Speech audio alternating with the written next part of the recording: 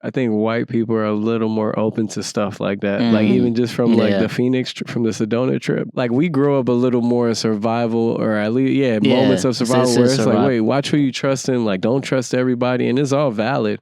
But yeah, I don't think that they have that all the time. It's like maybe once, or maybe with us. Yeah, maybe it's just with us. Now listen, if he was black, I would not let him in my house. But he was a clean white man, kosher, a little heavyset, good guy, great guy.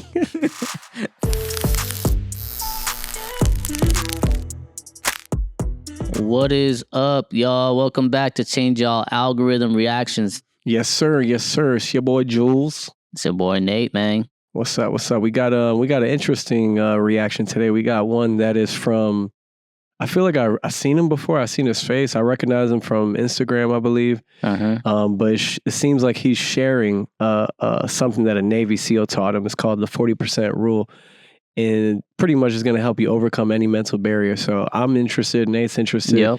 So let's see what this 40% rule is. Yep. Shout out to the Big Think channel. This is what it's on. So y'all can check it out. Yes, sir. Link in the description.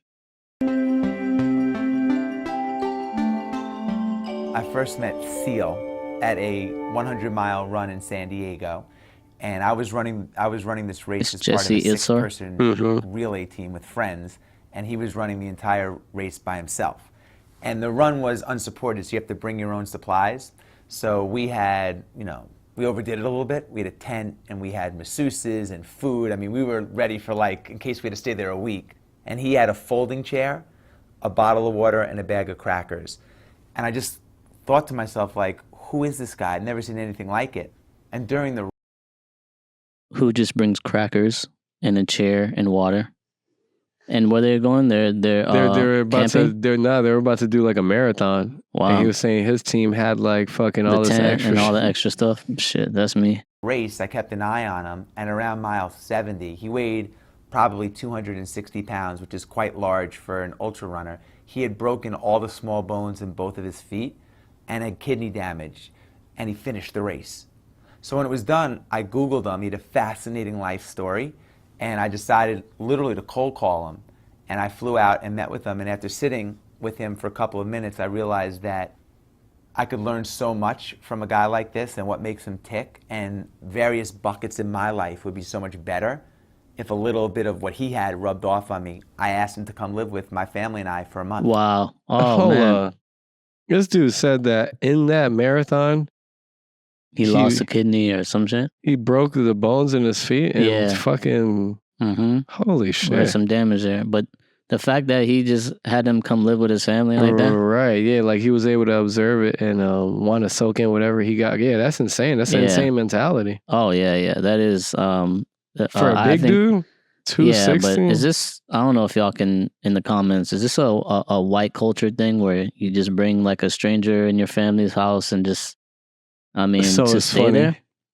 Because then this is a serious question because, this will not happen with me. Like, I get it. I'll be inspired, but we going to meet up at a Taco Bell. I'll get you an Airbnb. I'll get you a hotel. spot. We just, I'll fly you out. You be still stay at that spot. I would say I think white people are a little more open to stuff like that. Like even just from the Phoenix, from the Sedona trip, like it's a different vibe. Like they're like very like, oh yeah, like they're not like we grow up a little more in survival, or at least moments of survival where it's like, wait, watch who you trust in. Like don't trust everybody, and it's all valid.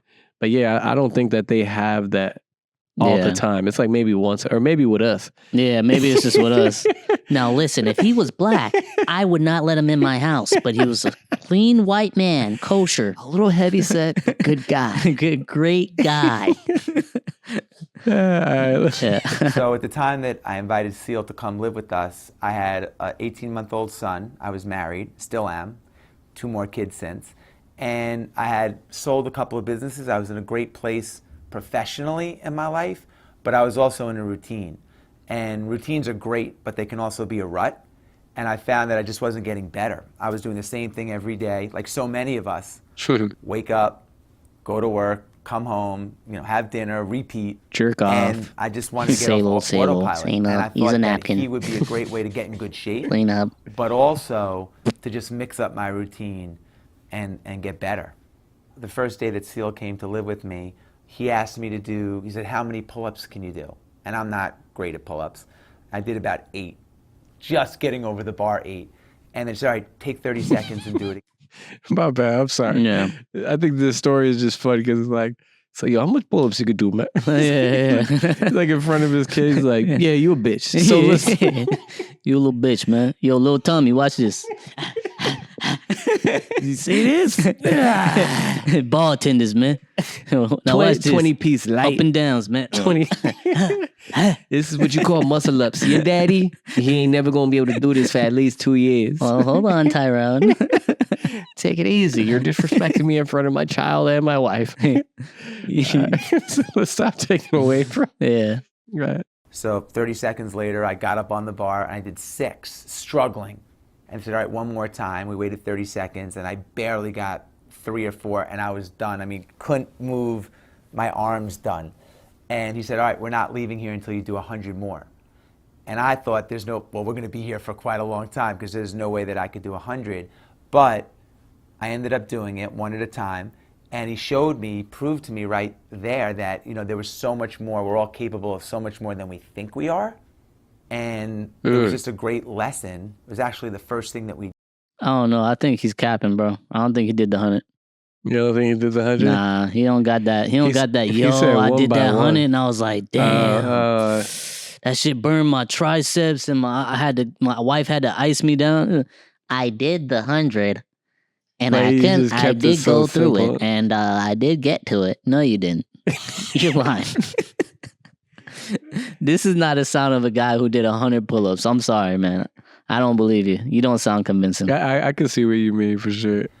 It was just a great lesson in we have so much more in our reserve tank than we think we do. One of the things that Seal said to me, and it's in the book, and one thing that people have said that really... Now that you said that, I feel like he's lying in the whole video. The whole shit just capped. It's like they hit him up. He was just like, yeah, I got something I could talk about. Yeah, I got something. Like, I'll talk about this Navy SEAL guy that he can, I saw him on the corner. He had a water bottle and a chair, and he sat and flopped. I'll make a nice story out of it. It resonated with them. He would say that when your mind is telling you you're done, you're really only 40% done. And he had a motto, if it doesn't suck, we don't do it. And that was his way of every day forcing us to get uncomfortable, to figure out what our baseline was and what our comfort level was, and just turning it upside down.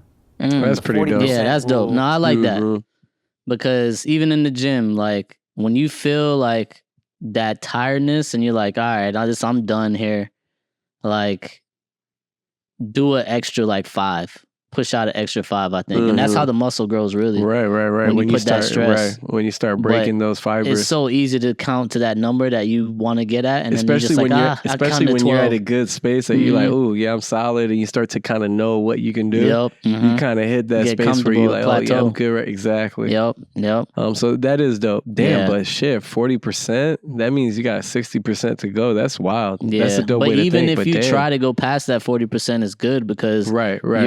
Next time you'll get 60%, and then next time you'll get 70, like you gotta just keep on stretching that muscle. Well, like it's like you're always just gonna seek improvement, because like your 40% next time is gonna be better because you pushed, then more because you pushed, Yeah, facts. So that's dope.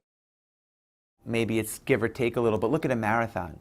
Most people hit the wall at a marathon at mile anywhere from 16 to 20, and 99% of the people in this country that run marathons finish, and they predominantly all of them go through this, hit the wall.